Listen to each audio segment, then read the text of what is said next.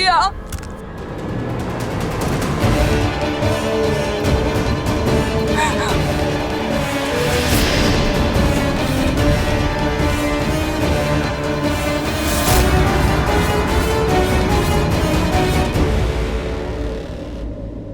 आंसू नहीं,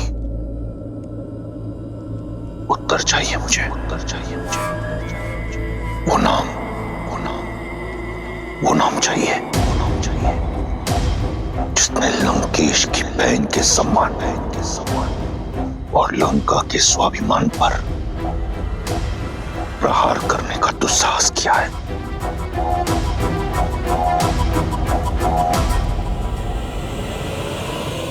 और मुझे प्रतिकार, उस उद्दंडी का संहार, उस राम का सर्वनाश चाहिए मुझे भैया।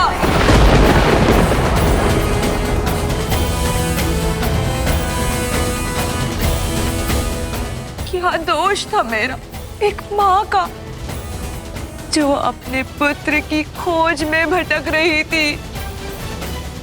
क्या दोष था मेरे शंभू का, मेरे पुत्र का, जो बिना किसी भूल के मृत्यु दंड का भागी हो गया भैया।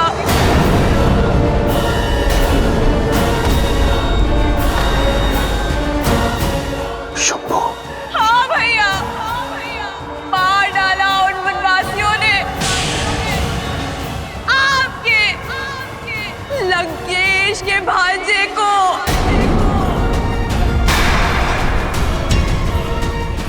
मेरे रूप के साथ साथ मेरी आत्मा भी छलनी कर दी उन लोगों ने भैया। जब दंडक में ये सब हो रहा था तो क्या कर और दूषण मौन थे? नहीं भैया, वो मौन नहीं थे, किंतु अब वो सदा सदा के लिए मौन हो गए हैं भैया।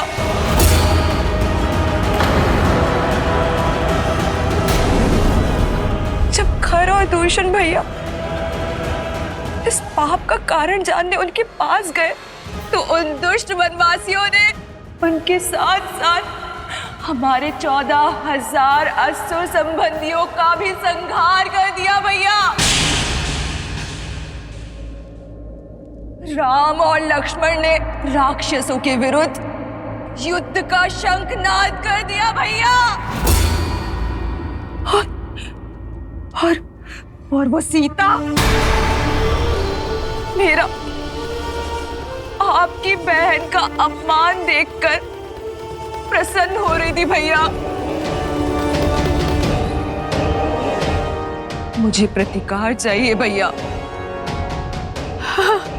प्रतिकार चाहिए भैया।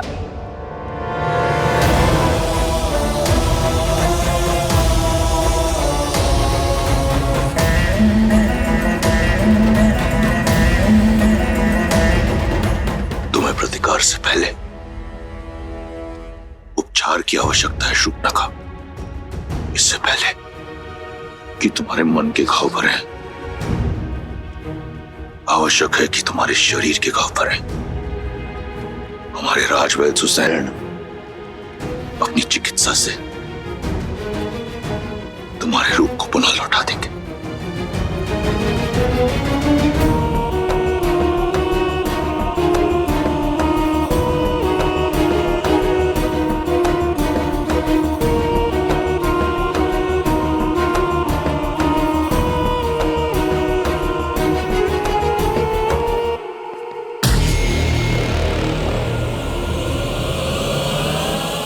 स्मरण रहे, जो इस कक्ष में बीता है उस पर कोई संवाद, कोई चर्चा नहीं होगी। मेरे बहन के इस अपमान की चर्चा अगर इस कक्ष के बाहर निकली तो उस वनवासी से पहले मैं तुम सबके प्राण हर लूंगा।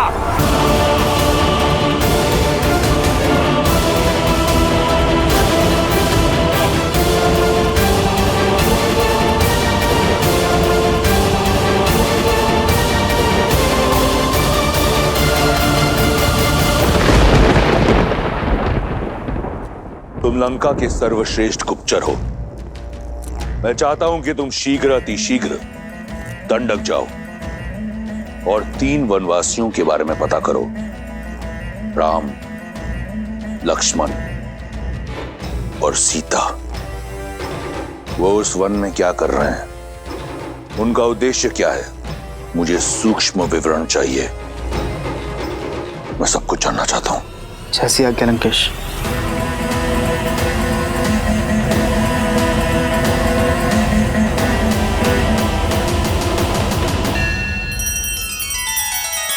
श्री रामचंद्र कृपालु भजु मन हरण भव भय दारुणम नव कंज लोचन कंज मुख कर कंज पद कंजारुणम। सिया राम सिया राम सिया राम सिया राम। आदर्श और मर्यादा की है ये कथा महापावनम।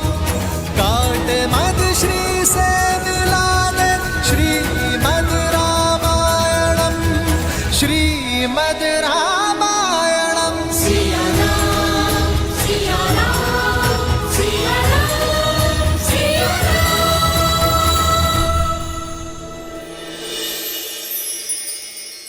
आओ सीते।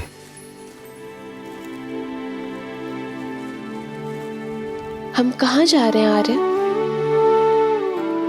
कल जो हुआ उसके बाद तुम्हारे मन में उपजे भय से मैं परिचित हूं सीते।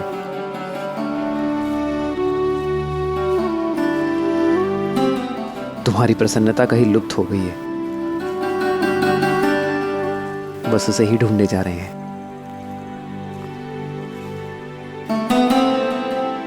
और मुझे विश्वास है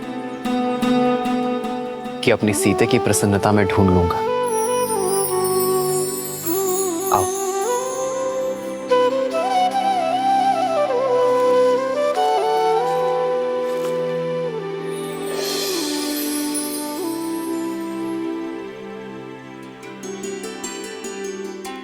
प्रेम समर्पण करुणा ज्ञान से है भरा दो प्यारा नाम। जय सिया राम जय जय सिया राम।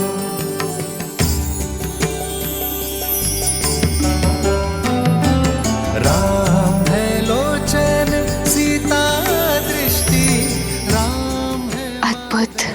सीता वृष्टि राम सियासा। जानती नहीं थी कि इस भयानक वन में इतना सुंदर स्थान भी हो सकता है। देखा, लौट आई ना तुम्हारी प्रसन्नता। अपने इन भावों और प्रयास से आप मेरे मन को आनंदित कर ही देते आ रहे। कैसे वनवास के इस जटिल समय को आपने अपने समर्पण से कितना सरल बना दिया। तुम भी तो मेरा हर पल सुंदर बना देती हो सीते। अपने प्रेम से ही तो तुमने इस वन में स्वर्ग बसाया है।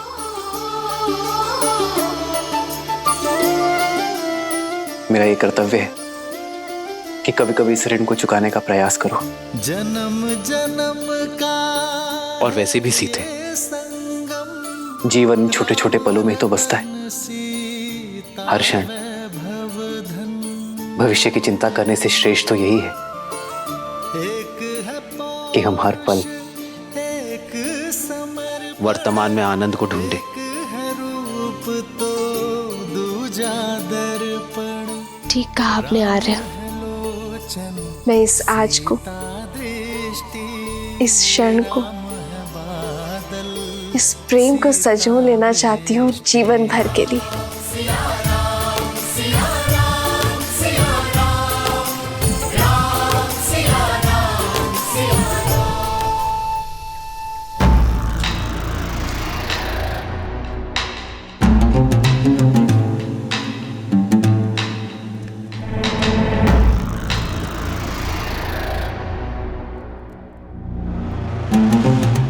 तुमने जो सभा में कहा वो अधूरा सत्य था।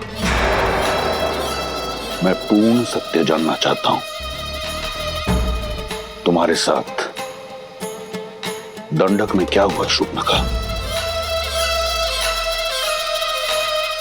सत्य ये है कि मैं आपको दिया हुआ अपना वचन पूर्ण करना चाहती थी भैया। संसार की हर सबसे सुंदर वस्तु का स्वामी है मेरा भाई, परंतु यदि संसार की सबसे सुंदर स्त्री उसके पास ना हो तो ये गर्व अधूरा है भैया। और उसी को पूर्ण करने के लिए मैं सीता के हरण के लिए गई थी और मेरा पुत्र शंभु मेरे इस उद्देश्य को पूर्ण करने के लिए मेरे साथ गया था, परंतु उस राम ने मेरे पुत्र के प्राण हर लिए और मुझसे मेरा मान। अपने भाई के लिए संसार की सबसे सुंदर स्त्री को लेने गई थी, परंतु अपना सौंदर्य खोकर लौट आई। किंतु मैं हार नहीं मानूंगी भैया। रूप गया तो क्या, परंतु मैं वचन नहीं जाने दूंगी। फिर से स्वस्थ होकर मैं फिर जाऊंगी, या तो उस राम का अंत करके सीता को अपने भाई लंकेश को सौंपूंगी, या तो फिर उसके हाथों मारी जाऊंगी। अपने भाई के आनंद के लिए कुछ भी करने को सज्ज हूं मैं। तुम्हें कुछ करने की आवश्यकता नहीं। उस वनवासी के साथ क्या करना है वो मार्ग मैं निकालूंगा। लंका और लंकेश के सम्मान को पुनः लौटाने का केवल एक ही मार्ग है भैया, राम का वध और सीता का वरण।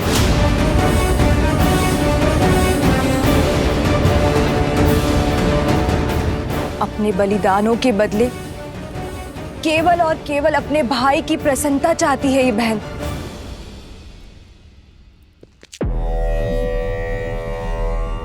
तुम्हें न्याय मिलेगा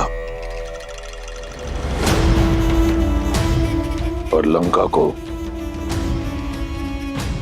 उसके अपमान का प्रतिकार।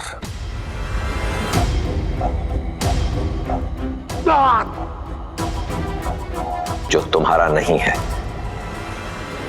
उसे पाने की लालसा छोड़कर जो है उसी में संतुष्ट रहना सीखो।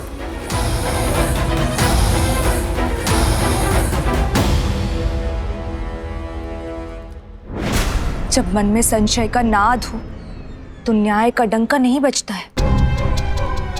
मैं जानती हूं भैया कि महादेव को दिए हुए वचन के कारण आप चिंतित हैं, परंतु अब तो वो भी आड़े नहीं आएगा भैया, क्योंकि अब आप सीता पर दृष्टि नहीं डाल रहे हैं, आप प्रतिशोध ले रहे हैं अपनी बहन और अपने वंश पे किए गए अपमान का। आपके पास उत्तर देने के लिए है महादेव को कि आपकी बहन पर जो अत्याचार हुआ है उसका दंड दे रहे हैं आप राम को, उसके प्राण लेके। एक अबला विधवा का उद्धार करने के लिए उससे विवाह किया। सीता लंका के स्वर्ण महलों में रहने के योग्य है, ना कि वन में दर दर भटकने के। सीता उस राम के योग्य नहीं जिसके तन पर ना तो वस्त्र है और ना पैरों में पादुकाएं। भैया, आप एक स्त्री को उसका अधिकार दे रहे हैं। एक स्त्री होने के नाते मुझे पूर्ण विश्वास है कि इस उपकार के बदले सीता सदा आपकी ऋणी रहेगी। हमें शीघ्र उत्तर देना चाहिए पिताश्री।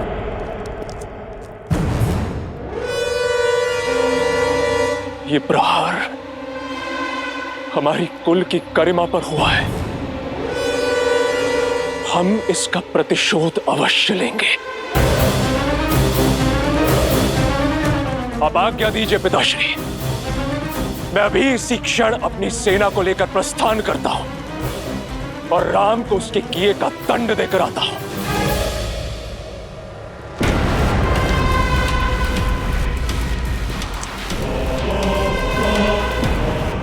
मुझे तुम्हारे शौर्य पर गर्व है। भैया, इस विषय पर हमें शांति से विचार करना चाहिए। राम साधारण मनुष्य नहीं लगते। ताड़का, महाकपाल, राज जैसे असुरों का अंत किया है उन्होंने। उन्हें हराना सरल नहीं होगा भैया। भैया, नीति तो यही कहती कि हमें राम से संवाद करना चाहिए, उनका पक्ष भी सुनना चाहिए। नारी का सम्मान करने वाले, अहिल्या को मुक्त कराने वाले धर्मात्मा ने किसी कारणवश शूर्पणखा पर प्रहार किया होगा।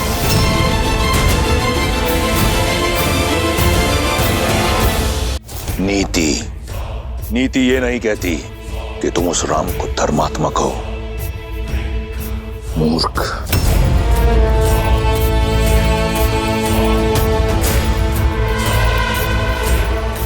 स्वामी, शूर्पणखा के साथ जो हुआ उससे मैं भी दुखी और उत्तेजित हूं, किंतु मुझे लगता है कि सत्य उससे अधिक बड़ा है जितना शूर्पणखा ने बताया।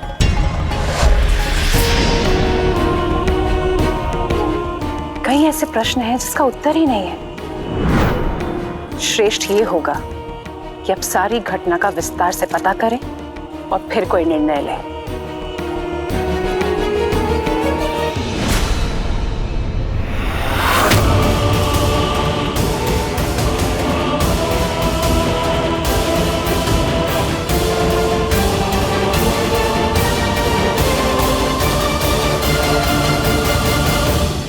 दो 210, 211, 212।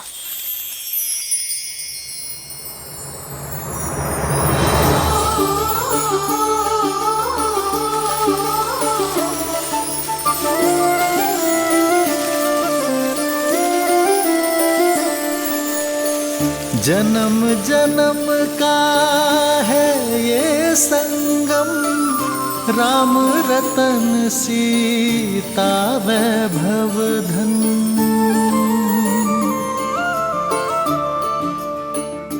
213, 214, 215, 216, 217।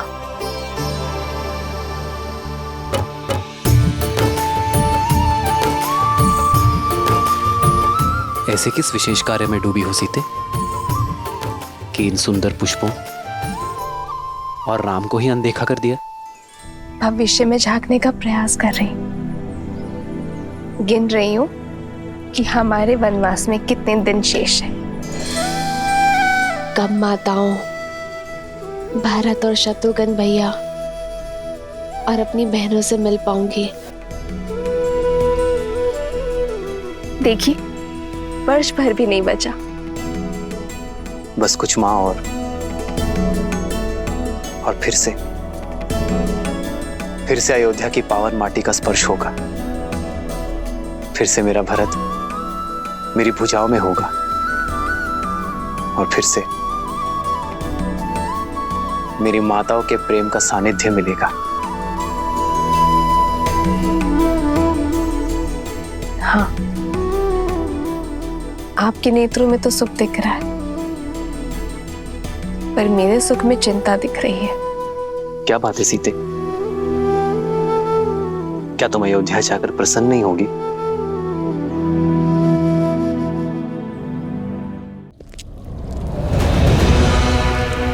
इस विशेष कार्य पर जा रहे हैं लंकेश। अचानक कहां प्रस्थान कर रहे हैं? वार शूर्पणखा की नाक पर नहीं, लंका के सम्मान पर हुआ है। लंका और लंकेश के सम्मान को पुनः लौटाने जा रहा हूं। बिना सेना के उसके विरुद्ध लड़ने जा रहे हैं जिसने हमारे 14,000 राक्षस संबंधियों का संहार कर डाला। स्मरण रहे, तुम लंकेश, दशानन, रावण से बात कर रही हो। वो रावण काल जिसका दास है, जिसकी नाभि में अमृत का वास है। साधारण दिव्यास्त्रों से उस तुच्छ मनुष्य ने 14,000 राक्षसों का संहार किया होगा, परंतु 14 लोकों के स्वामी के समक्ष टिक नहीं पाएगा वो। महाबली गज भी एक छोटी सी चींटी के सामने धराशायी हो जाता है लंकेश।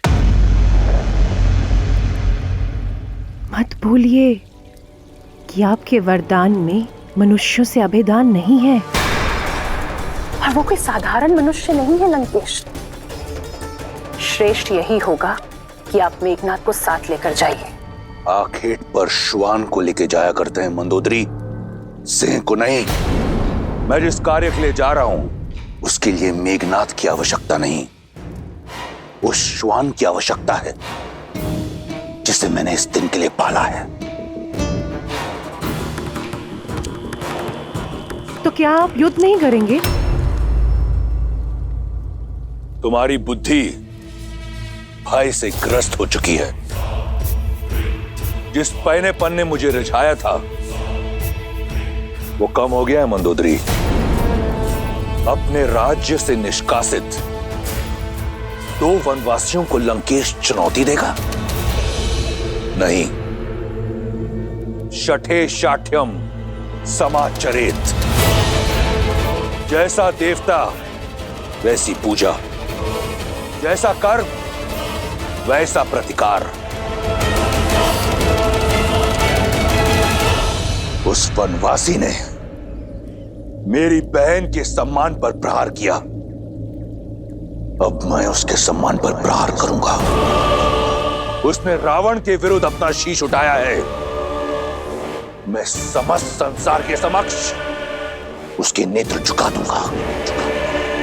उसने ऋषियों की रक्षा का बीड़ा उठाया है, मैं उसे लज्जित कर दूंगा कि वो स्वयं के सम्मान की रक्षा नहीं कर पाया। अब ये युद्ध बाहुबल से नहीं, रणनीति से होगा। आप करने क्या जा रहे हैं लंकेश? हरण, हरण।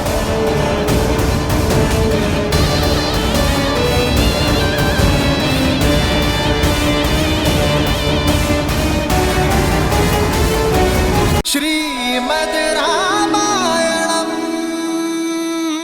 क्या बात है सीते? क्या तुम अयोध्या जाकर प्रसन्न नहीं होगी? कैसे रहूंगी? अयोध्या जाकर आप राजा होंगे, अपने कर्तव्य और प्रजा पालन में डूब जाएंगे। फिर मुझे कहाँ आपके साथ इतना समय मिलेगा जो यहाँ वनवास में मिलता है। वहां जय जयकार होगी, पर इस वन जैसी शांति कहाँ होगी। वहां आनंद के दीपक जलेंगे, पर जुगनुओं का दिव्य प्रकाश कहाँ होगा। ना ऐसी शांत नदी होगी और ना ऐसी पुष्प वर्षा। तो मेरे लिए तो हानि ही होगी ना। अरे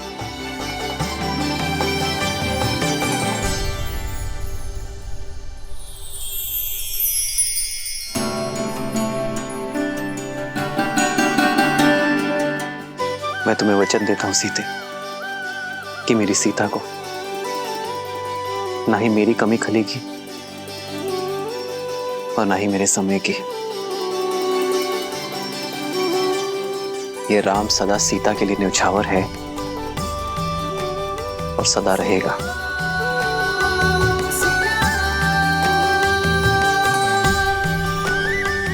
कदाचित ये क्षण कभी समाप्त ना हो। कदाचित मैं जीवन भर के लिए ऐसे ही आपके कंधे पर सर रखकर बैठी रहूं, सदा सदा के लिए अपने श्री राम के पास। एक है पौरुष, एक समर्पण, एक है रूप तो दूजा दर्पण। जन्म जन्म का है ये संगम, राम रतन सीता वैभव धन।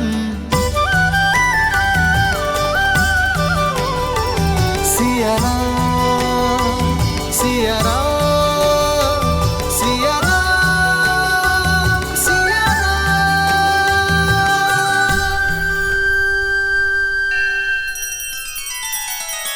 श्री रामचंद्र कृपालु भजु मन हरण भव भय दारुणम नव कंज लोचन कंज मुख कर कंज पद कंजारुणम। सिया राम सिया राम सिया राम सिया राम। आदर्श और मर्यादा की है ये कथा महापावनम काट मद श्री से मिला दे श्रीमद् रामायणम श्रीमद् रामायणम। सिया राम सिया राम सिया राम सिया राम। मैं राम के सम्मान का हरण करने जा रहा हूं। उस राम का वध क्षण भर में कर सकता हूं मैं, परंतु इससे उसे अपने दुखों से मुक्ति मिल जाएगी। जिस राम की प्रशस्ति तुम गा रही थी, उस राम का नाम छीन लूंगा मैं, लज्जा और दुख के सागर में डुबा दूंगा, उसे भी और रघुकुल की रीति को भी धीरे धीरे करके मारूंगा। सबसे पहले मैं उसकी सबसे प्रिय वस्तु छीन लूंगा। वो संसार के कोने कोने में भटकेगा, ढूंढेगा उसे, परंतु रावण के विरुद्ध कोई उसकी सहायता नहीं करेगा। निराशा और ग्लानि से पहले वो मरेगा, फिर उसका भाई लक्ष्मण, और वहां अयोध्या में उसकी प्रतीक्षा करते हुए उसका भाई भरत स्वतः ही आत्महत्या कर लेगा, बिना एक राक्षस के लहू बहाए। मैं रघुकुल को लहूलुहान कर अपने कुल के नाशक से प्रतिशोध लूंगा, और उसके बाद सब ओर से निराश सीता को निर्विरोध लंका की रानी बनाऊंगा।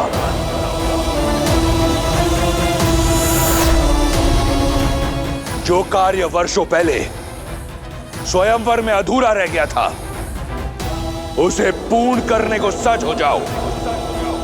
सीता का स्वागत।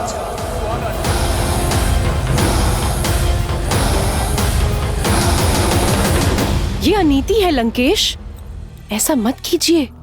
अपनी बहन और राज्य के सम्मान के लिए युद्ध लड़ना वीरों का धर्म होता है। आप अपना धर्म निभाइए, अपने अपमान का प्रतिशोध लीजिए। मैं आपके लिए प्रार्थना करूंगी, किंतु एक स्त्री की गरिमा को भंग करना और ऐसा षड्यंत्र रचना सबसे बड़ा अधर्म है, विनाश का कारण है। आपका ये निर्णय लंका के विनाश का कारण बनेगा। मेघनाथ कभी आपको यह अनुचित नीति अपनाने नहीं देगा। उचित, अनुचित, धर्म, अधर्म, इसका पाठ मैं किसी से पढ़ना नहीं चाहता। मेघनाथ इस योजना में सम्मिलित नहीं होगा। इसके लिए मेरे फेंके टुकड़ों पर पल रहा मेरा दास ही पर्याप्त है, और यही होगी उसकी निष्ठा की परीक्षा। नहीं, मैं आपको ये पाप कदापि नहीं करने दूंगी। सावधान! मैंने तुमसे अनुमति नहीं मांगी, और तुम तो क्या, इस संसार में कोई लंकेश को चुनौती नहीं दे सकता।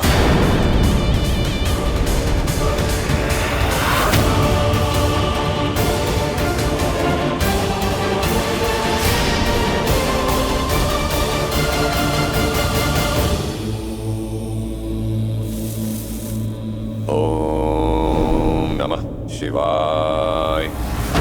ओम नमः शिवाय। ओम नमः शिवाय। ओम नमः शिवाय। शिवाय। ओम नमः शिवाय। मारीच, आंखें खोलो। ओम नमः शिवाय। समझो साधना पूर्ण हुई। कैलाश पति ने ना सही, लंका पति ने तुम्हारी सुन ली। मारीच, शिवाय। यदि एक बार और तुम्हें पुकारना पड़ा तो वो अंतिम शब्द होंगे इस जीवन में जो तुम सुनोगे। लंकेश महाराज, आप यहाँ? मुझ जैसे तुच्छ सेवक के यहाँ आपको आने की क्या आवश्यकता पड़ी? उद्धार के लिए। अगर सेवक स्वामी के किसी काम आए तो इसमें सेवक का उद्धार होता है। अपने प्रतिकार के लिए मुझे तुम्हारी आवश्यकता है। आपकी सेवा में मुझे सुख मिलेगा, परंतु संसार के सबसे बलशाली वीर को मुझ जैसे तुच्छ की क्या आवश्यकता पड़ गई महाराज? मेरे स्वाभिमान पर प्रहार किया गया है। मेरी बहन के अंग भंग करके उसका अपमान किया गया है, वो भी एक तुच्छ मनुष्य द्वारा। दशानन के क्रोध को ललकार कर किसने अपनी मृत्यु को पुकारा है महाराज? वही वनवासी राम और लक्ष्मण। राम? क्या हुआ मारीच? तुम्हारे मौन में ऋण ना चुकाने का स्वर सुनाई दे रहा है। कोई संकोच है? संकोच नहीं महाराज, संदेह है। मेघनाथ जैसे इतने शक्तिशाली पुत्र के होते हुए मुझ जैसे वृद्ध की सहायता की क्या आवश्यकता पड़ गई महाराज? मेरी इस योजना में मुझे केवल तुम्हारी आवश्यकता है। मैं एक ऐसा व्यू रचूंगा जिसमें राम और उसका परिवार बिना किसी युद्ध के मारा जाएगा। राम दर दर भटकेगा और सीता पर केवल मेरा अधिकार होगा। राम? वही राम जिन्होंने सहस्त्र गजों की शक्ति वाली मेरी मां ताड़का का वध किया था? पुनः सोच लीजिए लंकेश, कहीं ये आत्मसम्मान का युद्ध आत्महत्या ना बन जाए। मारीच, रावण के समक्ष उसके शत्रु की प्रशंसा करना राजद्रोह है।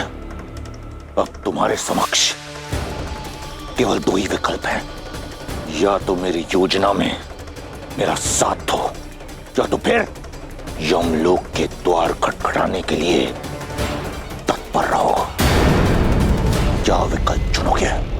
सुनना क्या है महाराज, मृत्यु तो सामने देख रहा हूं। लज्जाजनक हत्या पाने से अच्छा है कि मैं वीर गति पाऊं। आपने शरण दी थी, ऋणी हूं आपका, इसीलिए अपनी मृत्यु का भय नहीं, आपकी सुरक्षा का डर है मुझे। जिससे आप तुच्छ मनुष्य समझ रहे हैं, वो साधारण मनुष्य नहीं है, राम है।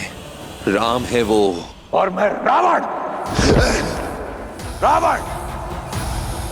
वो रावण, काल भी जिसका दास है। प्रस्थान की तैयारी करो मारीच।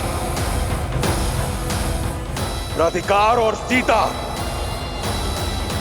दोनों मेरी प्रतीक्षा कर रहे हैं।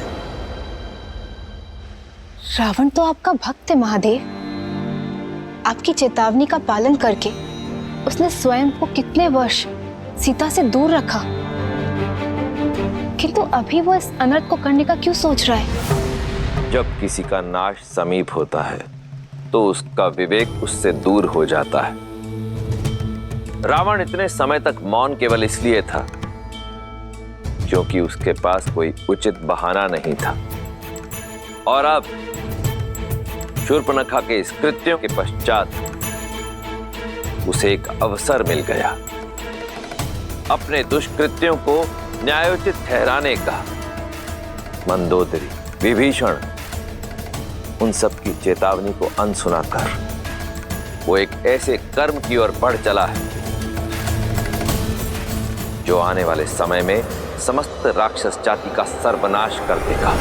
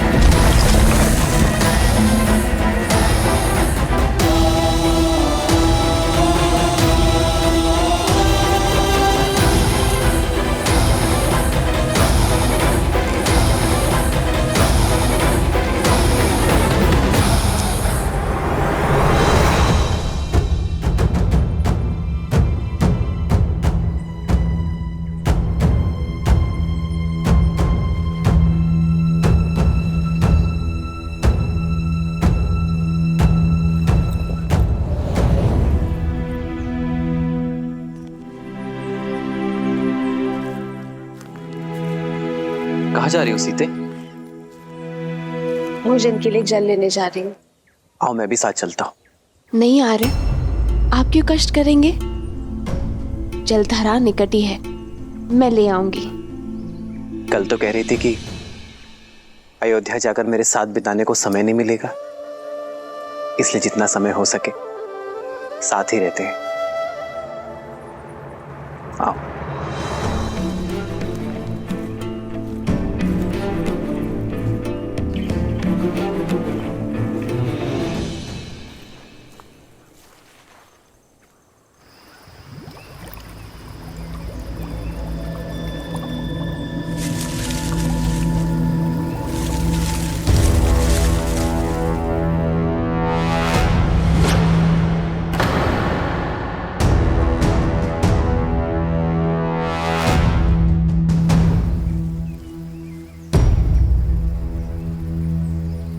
लाओ सीते।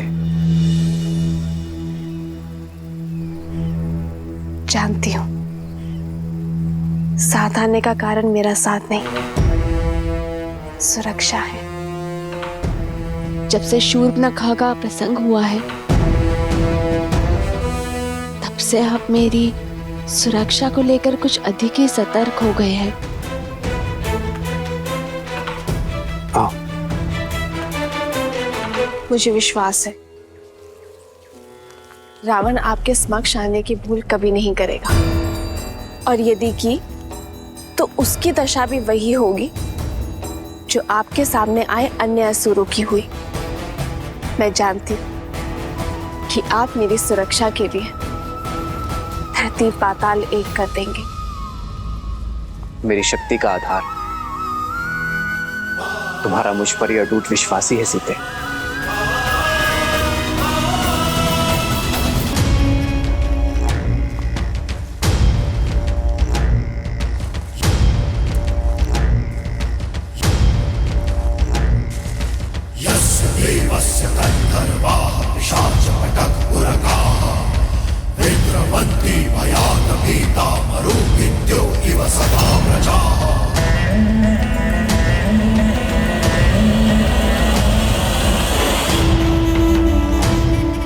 ये राम, ये तो नीरव बालक है। बालक नहीं महाराज, महाराज बलि ने भी वामन को बालक समझा था, लेकिन ये भूल आप मत करें। आयु देखकर राम के शौर्य को कम समझना मूर्खता हो सकती है।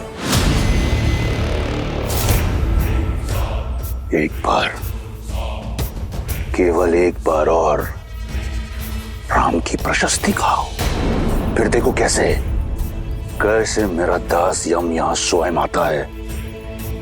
तुम्हारी आत्मा लेने अपना ध्यान केवल हमारी योजना पर रखो।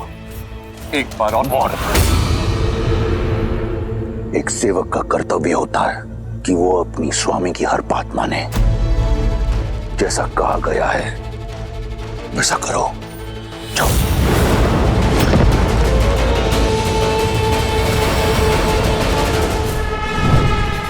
अब अपने अद्भुत सौंदर्य से मोह लो सीता को और दूर ले जाओ बालक राम को सीता से।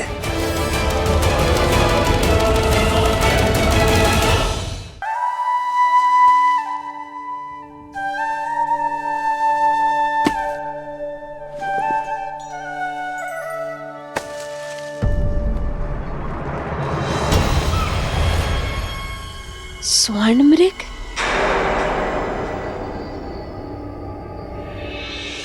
उत्तम, अति उत्तम मारीच। भटकाओ उसका मन ताकि मैं उस बालक को भटका सकूं।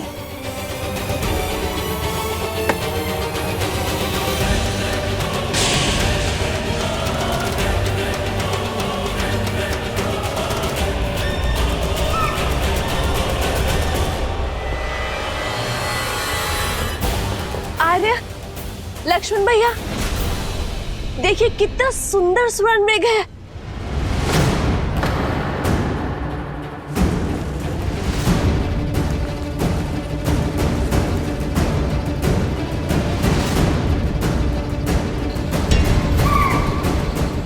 आर्य, वैसे एक बार स्पर्श करना चाहती हूँ। इस वन के हर दिव्य जीव की स्मृतियां अपने मन में बसाना चाहती हूँ। आर्य, क्या आप इस मृग को मेरे लिए पकड़ कर ला सकते हैं?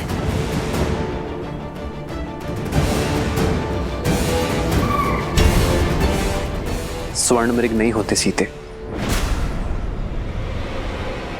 नहीं होते? तो ये यहाँ क्यों है? और इसका रूप कितना आनंददायी है आर्य। हर बार रूप आनंद का कारण नहीं होता सीते, कई बार भ्रम छलावा भी होता है।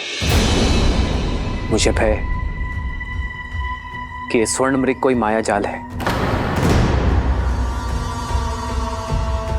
भूल गई सीते, रावण अपनी बहन शूर्पणखा के अपमान के प्रतिशोध का मार्ग खोजा है, और यह मार्ग माया जाल भी हो सकता है। हमें कुटिया में चलना चाहिए।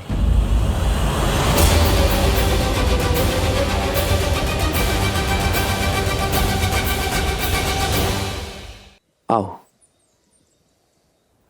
जिस श्री राम के नाम मात्र से उनके शत्रु में भय उत्पन्न हो जाता है, उनका साथ होने पर मुझे क्षति पहुंचाने का दुस्साहस रावण भी नहीं कर सकता है। जो अपने भाई कुबेर का घर लंका छीन सकता है, जो अपने आराध्य महादेव को वश में करने का दुस्साहस कर सकता है सीते, वो कुछ भी कर सकता है।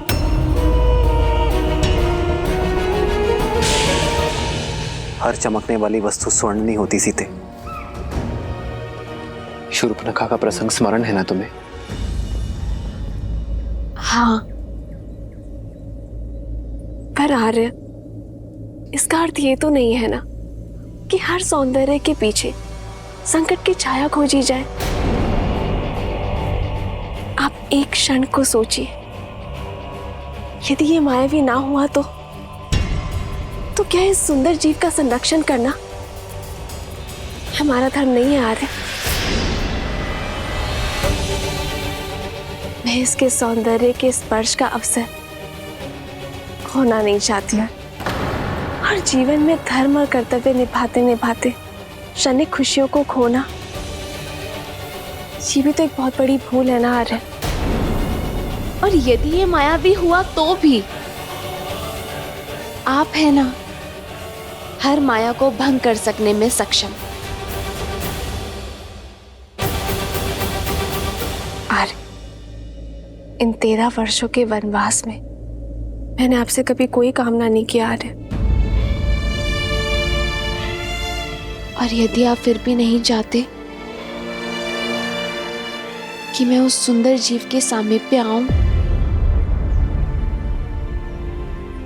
तो मुझे स्वीकार है।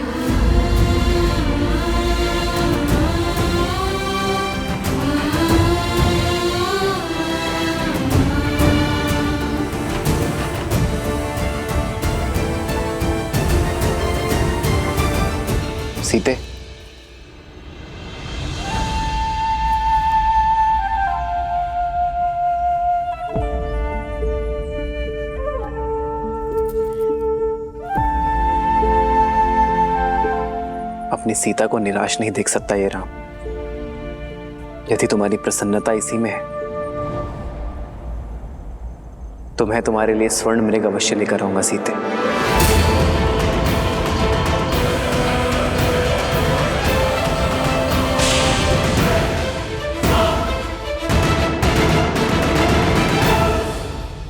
श्रीमद् रामायणम। प्रसन्नता इसी में है तो मैं तुम्हारे लिए स्वर्ण मृग अवश्य लेकर आऊंगा सीते।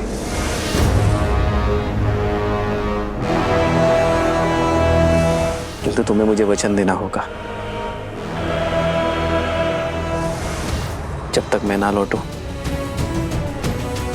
तब तक तुम कुटिया में ही रहोगी।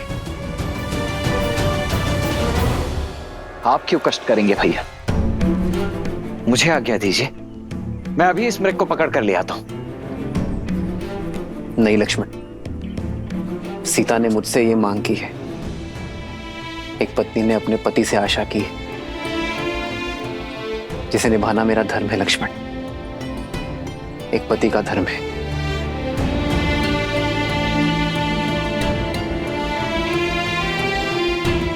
इन 13 वर्षों में सीता ने मुझसे कोई मांग नहीं की और मैं उसकी इस इच्छा का मान अवश्य रखूंगा।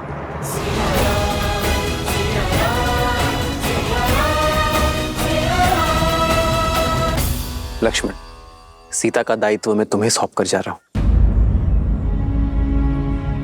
स्मरण रहे, किसी अनिष्ट की छाया भी नहीं पड़नी चाहिए उस पर। आप निश्चिंत रहिए भैया, जब तक मेरे शरीर में प्राण है तब तक भाभी मां को कुछ नहीं होगा।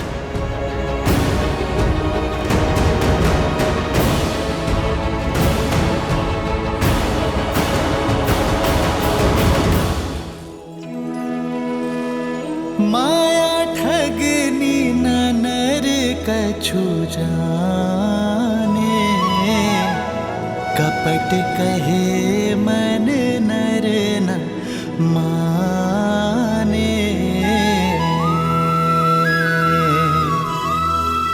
विपत्ति समय बने मनुज धीरा, कनक मृग लई चले रघुबीरा।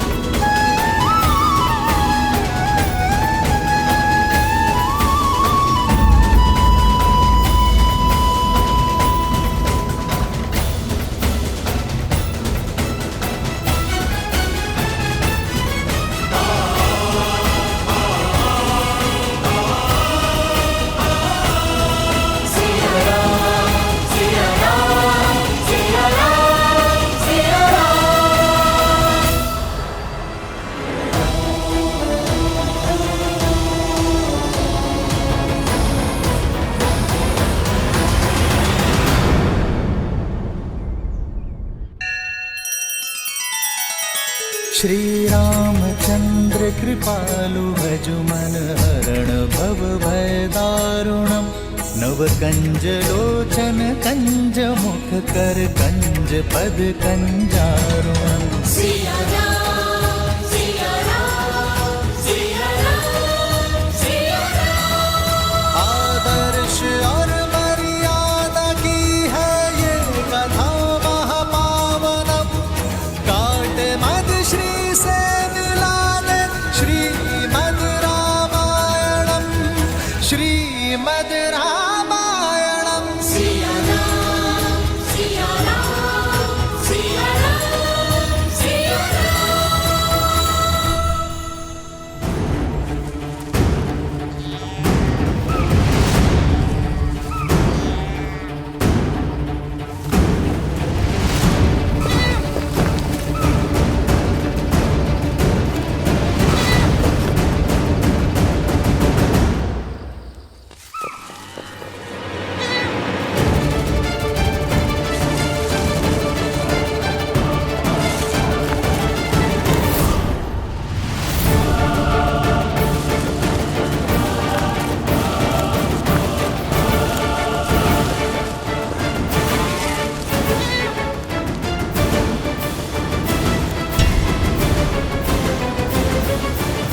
लक्ष्मण भैया, अब तक तो आपके भैया को लौट आना चाहिए था ना। मृग है भाभी माँ, अपनी मृग चाल से कहीं दूर निकल गया होगा। और फिर भैया ने आपकी इच्छा पूरी करने की ठानी है तो वो उसे पूरी करके ही लौटेंगे, आप निश्चिंत रहिए। उनका भाई उचित तो नहीं, कहीं वो सच में माया ही हो? यदि वो माया है भी तो भी उस माया के समक्ष स्वयं श्री राम खड़े हैं भाभी माँ, एक महायुद्ध। और फिर भूल गई आप, ऋषि अगस्त्य और गुरु विश्वामित्र के दिए हुए अस्त्र शस्त्र भी तो हैं उनके पास। आप चिंता मत कीजिए, कुछ नहीं हो सकता उन्हें।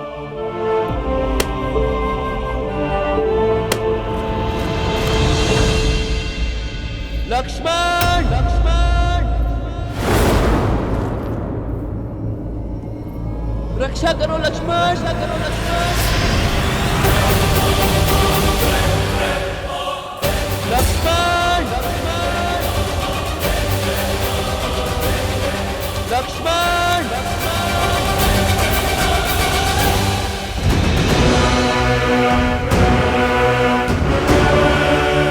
निश्चित ही ये कोई मायावी है।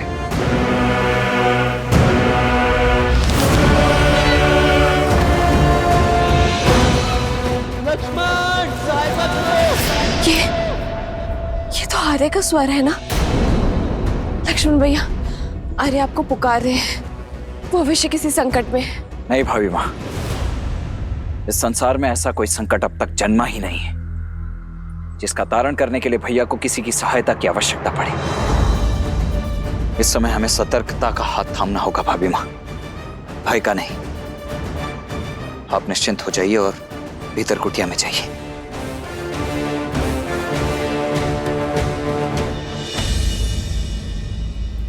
सीते, सीते सहायता करो, सहायता करो।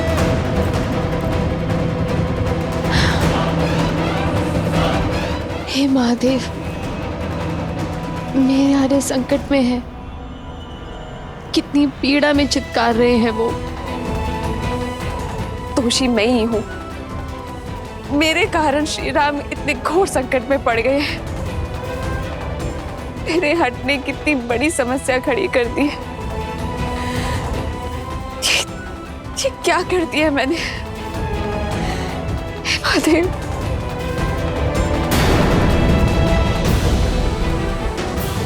लक्ष्मण भैया, आप अब तक यही हैं, जाइए उनकी सहायता करिए।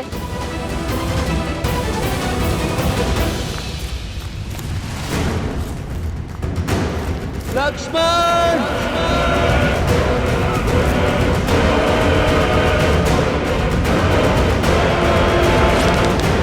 तुम्हें इस छल का मूल्य चुकाना ही होगा मायावी। लक्ष्मण भैया जाइए। भाभी माँ, शांत शांत शांत हो जाइए। 14 सहस्त्र राक्षसों का सामना अकेले करने वाले मेरे भैया राम क्या एक तुच्छ मायावी के छल और बल में फंस जाएंगे भाभी माँ? नहीं भाभी माँ, कदापि नहीं। किंतु उनकी करुण पुकार मेरे हृदय को भेद रही है। कुछ अनिष्ट न हो जाए लक्ष्मण भैया। जाइए लक्ष्मण भैया, उन्हें आपकी आवश्यकता है, जाइए भैया। भाभी माँ, भैया ने मुझे यहाँ आपके साथ रहने की आज्ञा दी है, मैं कैसे? तुम्हारी भाभी उनके पास जाकर उनकी सहायता करने का आदेश दे रही है। तो भाभी माँ, मेरा यहाँ रहकर आपकी सुरक्षा करना ही मेरा परम धर्म और कर्तव्य है, मैं ये कैसे लांघ सकता हूँ? और आपका धर्म ये भी है कि आप अपनी भाभी, अपने बड़े भाई की पत्नी का आदेश माने।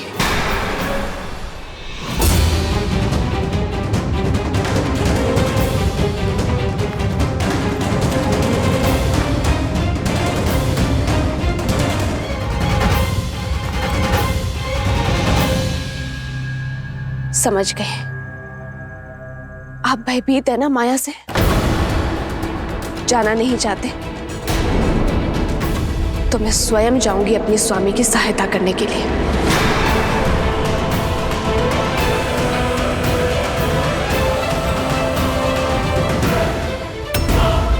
रुक जाइए भाभी माँ, रुक जाइए, अरे दया कीजिए। देखिए भाभी माँ, ये मैं भी समझ रहा हूं कि ये सब एक माया मात्र ही है, परंतु क्षण भर के लिए विचार करके देखिए, खर दूषण समेत 14 सहस्त्र मायावियों का सामना अकेले करने वाले मेरे भैया राम क्या एक मायावी का सामना नहीं कर पाएंगे?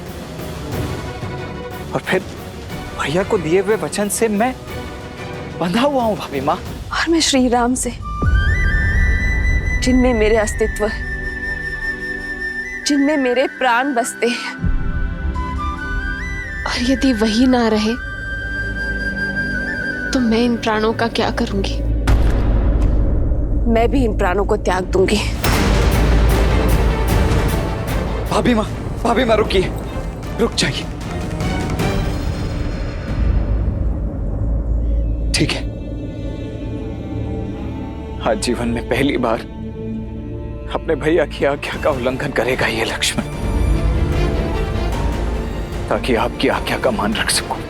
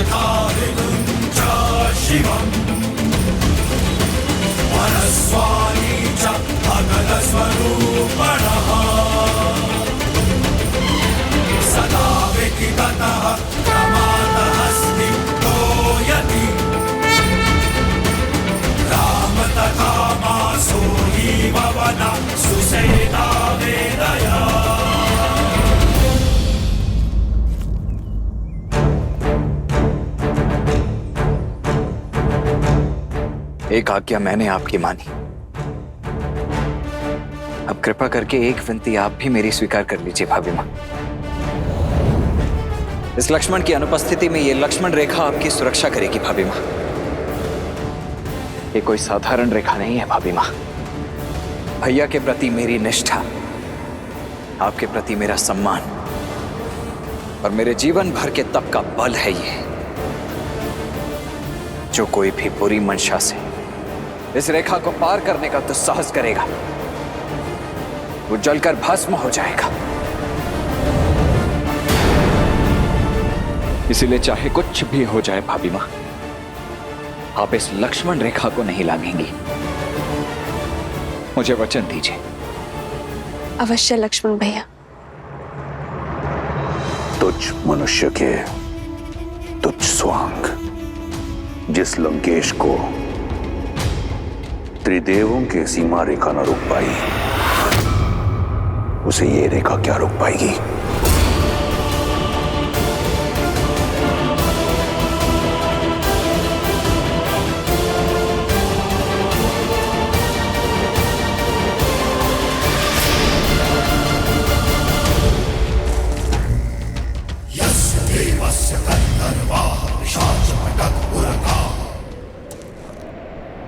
भिक्षाम देहि।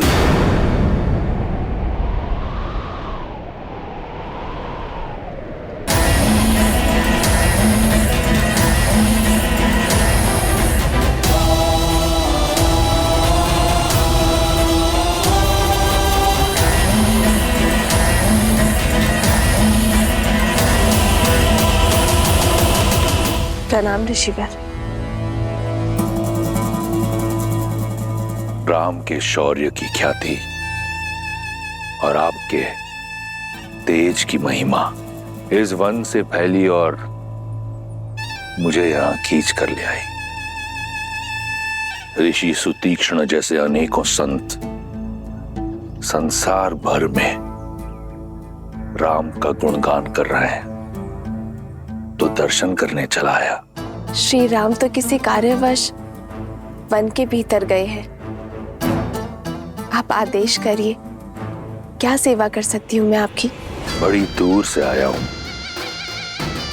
भूखा हूं और थका भी। यदि भोजन के साथ विश्राम के लिए स्थान मिल जाए तो बड़ा आभार होगा देवी। अवश्य, आप यहीं रुकिए, मैं भोजन लेकर आती हूँ। मैंने कहा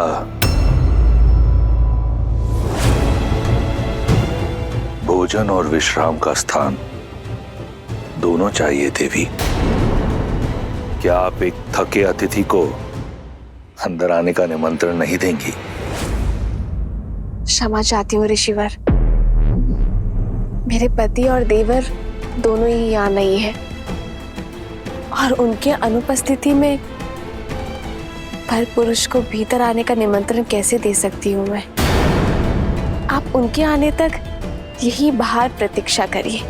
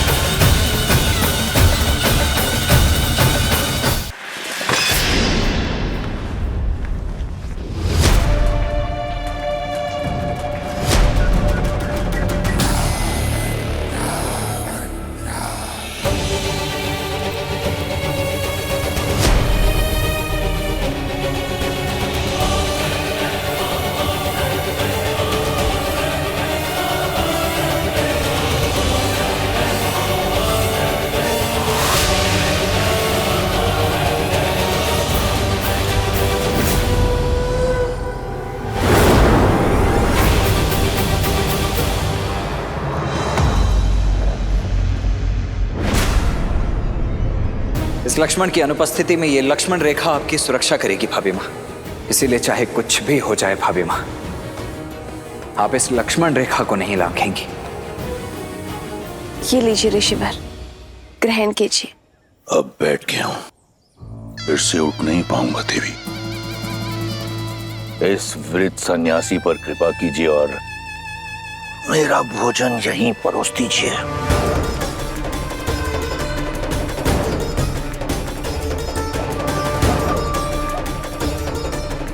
क्षमा चाहती हूँ ऋषिवर, पर मैं वचन की डोर से बंधी हूँ, ये रेखा नहीं लांघ सकती।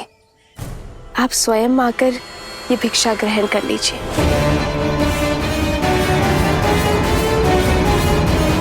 भैया, भैया, भैया कहाँ हैं आप?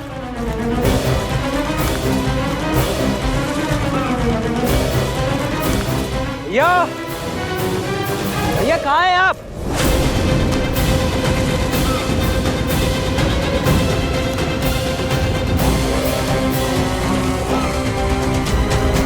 भैया,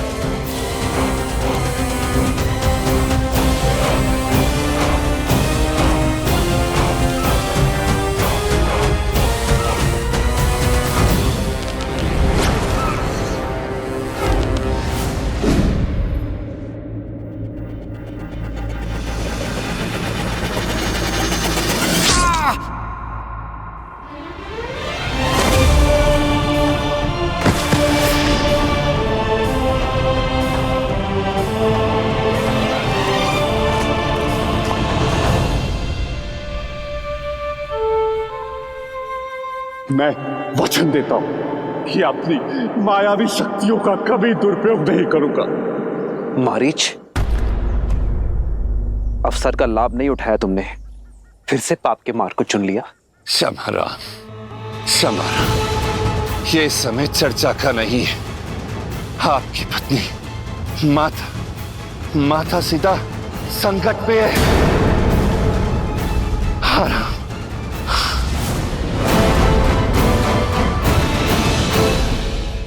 मैं बाहर नहीं आ सकते ऋषिवर, कृपया करके ये भिक्षा ले लीजिए। तो महाज्ञानी राज ऋषि जनक और विदुषी गार्गी ने यही अतिथि सत्कार सिखाया है आपको। या फिर अयोध्या की कुलवधुएं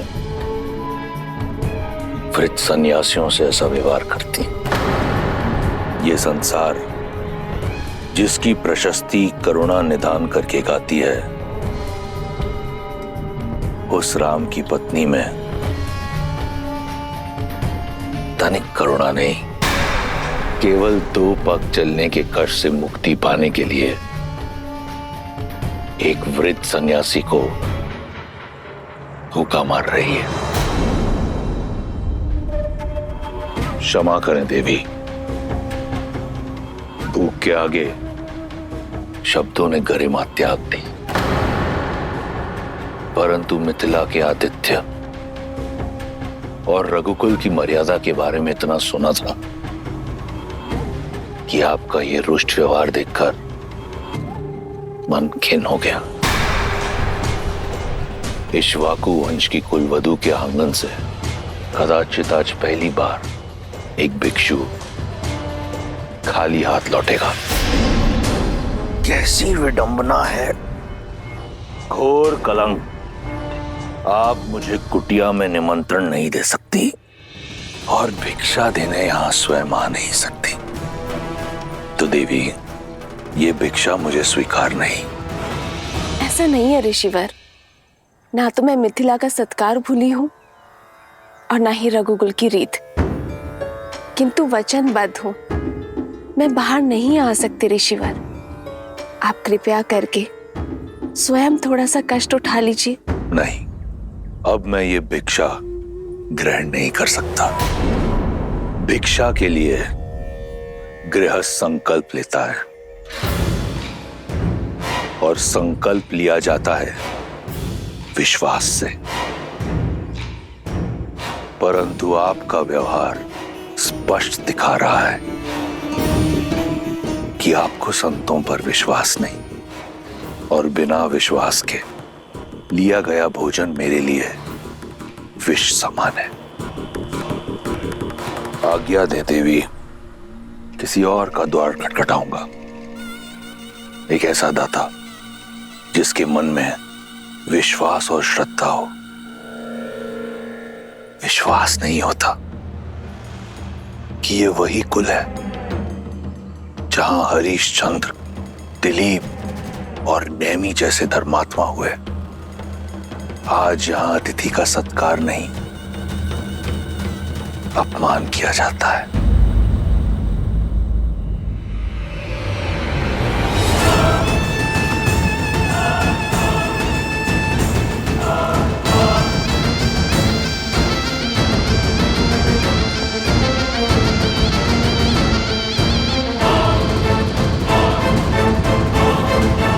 रुकिए ऋषिवर,